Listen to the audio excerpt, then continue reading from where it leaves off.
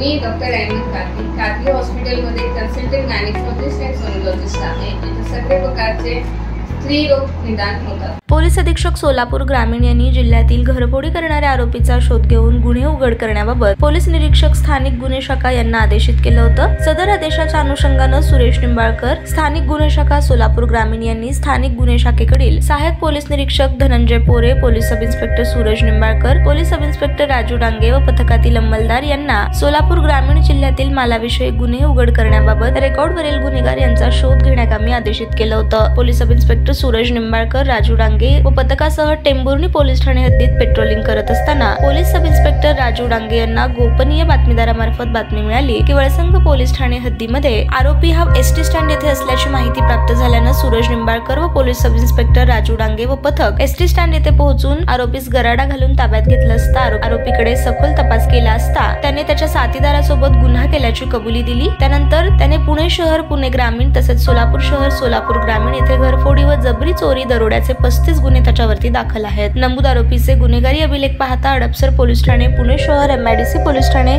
सोलापूर शहर येथे हा पाहिजे आरोपी आहे। सदर गुन्ह्याचा तपास वळसंग पोलीस ठाणे करत असून सध्या आरोपी न्यायालयीन कोठडीत आहे। वळसंग पोलीस ठाणे ग्रामीण, MIDC पोलीस ठाणे सोलापूर शहर, MIDC पोलीस ठाणे सोलापूर शहर व हडपसर पोलीस ठाणे पुणे शहर अशा एकूण 4 गुन्ह्यांचा उलगडा झालेला आहे।